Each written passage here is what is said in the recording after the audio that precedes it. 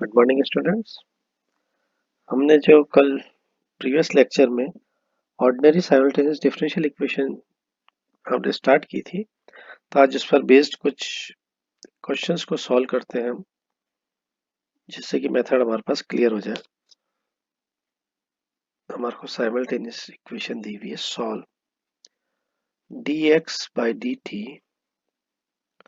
Plus 2 dy by dt minus 2x plus का 2y equal to 3 e raise to the power t। और दूसरी equation है 3 dx by dt plus dy by dt plus 2x plus y equal to 4 e raised to the power 2t। ये मुझे given question है और अब मुझे इस युगपत समीकरण को हल करना है। अवकल समीकरण है क्योंकि dy by dx या dx by dt इसमें हमारे पास डेरिवेटिव आ रहा है। तो सबसे पहले हम इसको ऑपरेटर के रूप में लिखते हैं। तो सबसे पहले हम लिखेंगे राइटिंग डी, कैपिटल डी, किसके लिए? For D by D T. D by D T को हम ये कर देते हैं, तो हमारे पास जो इक्वेशन है वो क्या बदल जाएगी? डी माइनस का 2x, ओके, प्लस का 2d प्लस 1, ये y equal to 3 e raise to the power t। जरा इक्वेशन नंबर 1 हमारे पास यही है ना। ये तो बन गया, देखो d, और इधर से आ रहा था 2, ये रहा माइनस का 2, ओके। और ये बन गया था 2 और इधर भी 2 2 कॉमन ले लिया, पहली इक्वेशन तो ये बन गई। जरा दूसरी क्या बनेगी बताइए? ये बनेगी हमारे पास 3d plus 2, 3d plus 2x plus d plus का d plus 1 y equal to e 4 e raised to the power 2t। This is equation number 1 and this is equation number 2। अभी तक इसमें कोई दिक्कत नहीं है, मैंने कुछ भी नहीं किया, इसको ऑपरेटर के रूप में लिखा और सिंप्लीफाई किया। अब यहाँ पर जैसे मुझे एलिमिनेट क्या करना है, x करना है या y करना है, तो मैं यहाँ पर एलिमिनेट फॉर कर रहा हूँ y के लिए, एलिमिनेटिंग y, एलिमिनेटिंग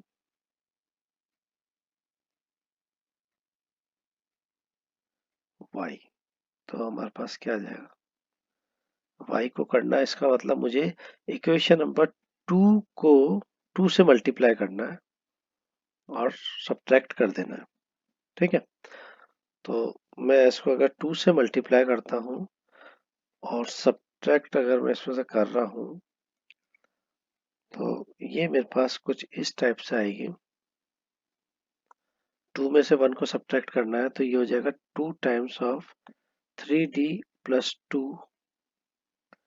माइनस ऊपर का तो आ जाएगा d माइनस 2, ओके, और ये x इक्वल टू, ये हो गया था 8 e raise to the power 2t, और फर्स्ट को मैंने सब्ट्रैक्ट किया है। देखिए ये टर्म आपके पास आनी चाहिए।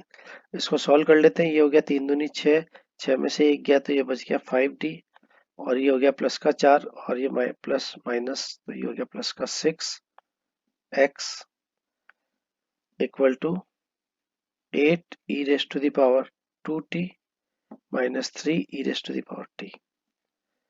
देखते जाइए कोई गलती नहीं हो जाए। तो यहाँ तक कोई दिक्कत नहीं है। अब हमने जो d ऑपरेटर माना था उसको मैं कर देता हूँ dx बाय dt, 5 इसका कोफिशिएंट है, प्लस 6 ऑफ x, ठीक है, equal to 8 e raise to the power 2t minus 3 e raise to the power t। d by dx का कोफिशिएंट 1 बना दें अपन, तो आपके पास ये 5 जो है हो जाएगा 6 by 5 x equal to 8 by 5, throughout हमने इसको डिवाइड कर दिया है, 3 by 5 t, and which is linear differential equation in x and t। ये हमारे पास लीनियर डिफरेंशियल इक्वेशन हो गई। तो यहां से अगर मैं इसका इंटीग्रेटिंग फैक्टर निकालता हूं, अगर मैं यहाँ पर इंटीग्रेटिंग, ये मतलब क्या है, which is linear differential equation, ठीक है। तो its integrating factor this is equal to e raise to the power p dx। याद कीजिए कि हमारे पास डिफरेंशियल इक्वेशन क्या होती थी, dy by dx plus P Y equal to Q होती थी। हम इंटीग्रेटिंग फैक्टर निकालते थे तो हमारे पास इंटीग्रेटिंग फैक्टर क्या आता था, this is equal to e raise to the power p of dx। जब यहाँ पर d बाई dx करते थे, यहाँ विद रिस्पेक्ट टू मैं t करूंगा, ये ध्यान रखना। तो अभी देखो मेरे दिमाग में वही रह गया, तो मेरे को यहाँ सबसे पहले सुधार कर लेना है। This is d by dt, d by dt, ठीक है। फिर ये आता था, उसके बाद हम इसका सॉल्यूशन कैसे लिखते थे, सॉल्यूशन होगा y में, और यहाँ सॉल्यूशन किस में होगा, x में। तो y इक्वल टू y, फिर हम करते थे integrating factor, y integrating factor equal to q integrating factor dx plus some constant of integration. ये इसका सॉल्यूशन निकलता था लीनियर इक्वेशन का। यहाँ पर भी हम बिल्कुल सेम करेंगे। तो यहाँ इंटीग्रेटिंग फैक्टर हमारे पास क्या आएगा, this is equal to e, P की वैल्यू कितनी है, इंटीग्रल 6/5 dt। तो ये तो मेरे पास सीधा सीधा आ रहा है 6/5 t, 6/5 t। ये मेरे पास आया है integrating factor, this is the integrating factor.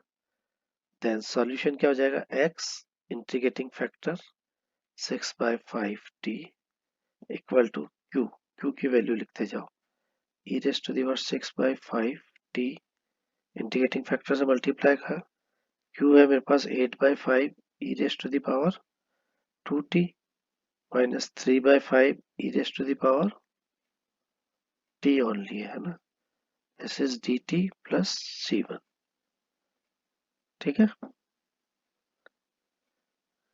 चलिए क्या क्या वैल्यू आती है अब हम सॉल्व करते जाते हैं।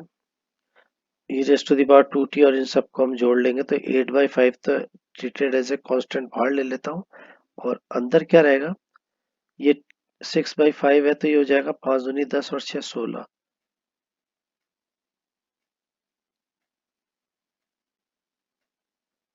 3/5 को फिर कांस्टेंट लिया, और यहाँ कितना 6 है ना, तो 5 और 6 11, e raise to the power 11/5 t dt plus c1।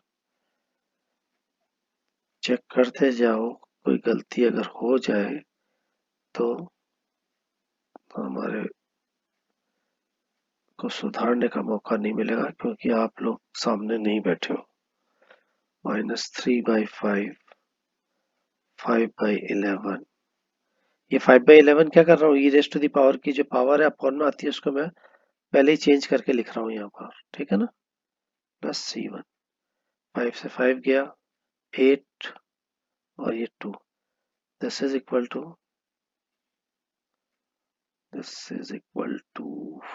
1/2 e raised to the power 16/5 t।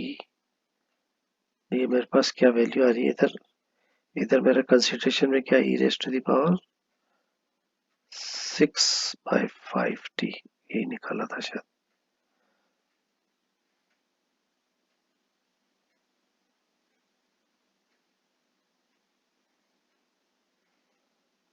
x e raised to the power 6/5 t equal to ये माइनस ये 3/11 e raised to the power 11/5 t plus c1। अब ये 6/5 को भी इधर ले लो, तो यहाँ x की वैल्यू कितनी हो जाएगी, ये माइनस का 6/5 करना है तो ये 10/5 यानी 1/2 e raise to the power 2t, पहला तो ये आ गया। और यहाँ से भी मैं 11/5 को करूंगा तो 5, तो e raise to the power t रह जाएगा यहाँ पर, ये आ जाएगा 3/11 e raise to the power t plus c1 e raise to the power minus का 6/5 t,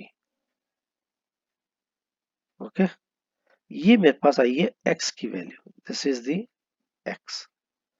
अब x की वैल्यू मेरे पास आ गई, अब y की निकालनी है, तो मैं क्या करूंगा, इस इक्वेशन को डिफरेंशिएट करूंगा विद रिस्पेक्ट टू किसके, t के, यानी dx by dt and this is equal to what, dx। Operator करो, और जब इसको सॉल्व करूंगा तो 2 e raise to the power 2t minus 3/11 e raise to the power t minus 6/5, ठीक है, ये कट जाएगा, ये आ गया dx by dt, this is equal to e raised to the power 2t minus,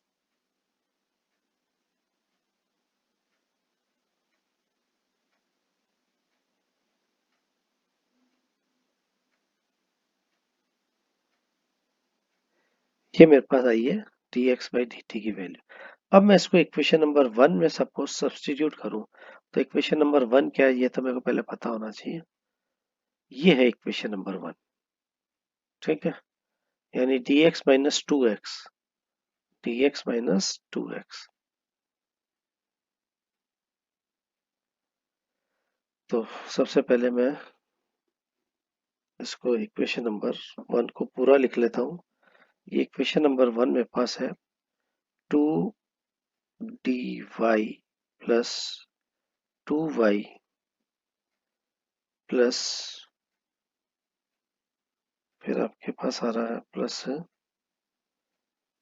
dx minus 2x equal to 3 e raise to the power t। जरा मिलान करके देख लो आप। तो अभी इसको तो मेरे को वैल्यू निकालनी है y की, तो इसको एज सच पढ़ा रहने देता हूँ। ये dx के बराबर है, ये वैल्यू एज सच उठा के यहाँ रख देता हूँ मैं, e raise to the power 2t minus 3/11 e raise to the power t minus 6/5 c1 e raise to the power minus 6/5 t। ये तो इसकी वैल्यू होगी -2, और x जस्ट अभी हमने ऊपर निकाला, ये रहा 1/2 e raise to the power 2t। तो ये हो जाएगा 1/2 1/2 e raise to the power 2t, और फिर यहाँ पर कितना था, एक बार x की वैल्यू चेक कर लो कहाँ निकाली हमने, माइनस का 3/11 e raise to the power t plus c1 e raise to the power minus 6/5 t, ये मेरे पास थी, और this is equal to 3 e raise to the power t। ये वैल्यू मैंने सारी सब्स्टिट्यूट कर दी है, ठीक है। अब इसको और सॉल्व कर लेते हैं। E raise to the power 2t की वैल्यू देखो, यहाँ पर, यहाँ माइनस आ रही है प्लस आ रही है, तो ये टर्म तो मेरे पास कट गई, ये टर्म इससे कट जाएगी, ओके। और ये माइनस है, लेकिन ये 6 times of e raise to the power t है, 6 times of e raise to the power t है। तो अब मेरे पास क्या क्या टर्म बच रही है वो मैं लिखता चला जाता हूँ। 2 dy by dt प्लस, बहुत बड़े क्वेश्चन हो जाते हैं क्योंकि x और y की वैल्यू निकालना, 2y is equal to, last में ले जा रहा हूँ सारा, यहाँ से मेरे पास देखिए 30/11, या 30/11 मेरे पास आएगा e raise to the power t में, क्योंकि यहाँ प्लस का देखिए 6/11 और माइनस का 3 यहाँ से निकालना है, ठीक है, e raise to the power t है यहाँ पर। तो यहाँ जब हम करेंगे तो ये आ जाएगा 30/11 e raise to the power t plus 16/5 c1 e raise to the power minus 6/5 t, ये आएगी आपके पास वैल्यू। अब यहाँ से वही वापस से dy बाई डी टी का कोफिशिएंट जो है उसको 1 बना दो, यानी इसको इक्वेशन को 2 से थ्रू आउट मल्टीप्लाई कर देते हैं, डिवाइड कर देते हैं, प्लस का y equal to 15/11 e raise to the power t, और ये हो जाएगा 8/5 c1 e raise to the power minus 6/5 t। This is again linear differential equation, which is linear differential equation, and its integrating factor, what is integrating factor, e, p की value कितनी है यहाँ 1, dt के साथ ही होगा, this is e raise to the power t। Okay, और solution क्या हो जाएगा, y integrating factor this is equal to integrating factor q क्या था आपके पास, इसका q क्या है, इसका q है 15/11 e raise to the power t plus 8/5 c1 e raise to the power minus 6/5 t dt plus c2 कर दो, पहले c1 आ गया था, अब c2 कर दो। अब इसको हम सॉल्व कर लेते हैं। This is equal to 15/11 treated as a constant बाहर ले लिया, e raise to the power 2t dt plus 8/5 और कांस्टेंट c1 को बाहर लिया, और यहाँ से e raise to the power t को मैंने इसमें डाल दिया, तो ये हो जाएगा e raise to the power minus t/5 और dt प्लस c2। अब इसे इंटीग्रेट कर देता हूँ, 11 मल्टीप्लाई बाई 2, इसका 2 आएगा ना, अपॉन में इंटीग्रल कर रहे हो ना आप, डिफरेंशियल नहीं कर रहे।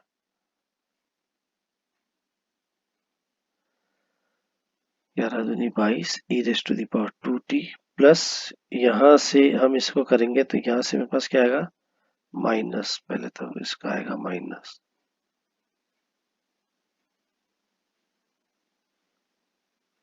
8c1 e raise to the power minus 6/5 t plus c2 e raise to the power minus का t। ठीक है, ये मैंने यहाँ से डायरेक्ट y निकाल दिया, तो एक यहाँ माइनस और चला जाएगा, ये आप कैसे आएगा जरा देख लो, 15/22 e raise to the power t minus 8 c1 e raise to the power minus 6/5 t, और ये आइए y की वैल्यू। तो ये मेरे पास दो आंसर हो गए as the required solution, y equal to this और x इक्वल टू हमने ऊपर निकाला था, कहाँ निकाला, ये रहा, दिस इज द सॉल्यूशन। इस टाइप से हम युगपत समीकरण को सॉल्व कर सकते हैं। अब युगपत समीकरण कभी कभी इसलिए लेंथी हो जाती है कि जैसे इसमें दो बार लीनियर इक्वेशन आई, हमने दो बार इसका इंटीग्रेटिंग फैक्टर निकाला और दो बार फिर इसको सॉल्व किया, तो कभी कभी क्वेश्चंस लेंथी हो जाते हैं, कभी कभी आसानी से सॉल्व हो जाते हैं। तो और एग्जांपल के साथ कल हम इसको और आगे की मेथड को भी पढ़ेंगे और आगे क्वेश्चंस को भी करेंगे। Thank you.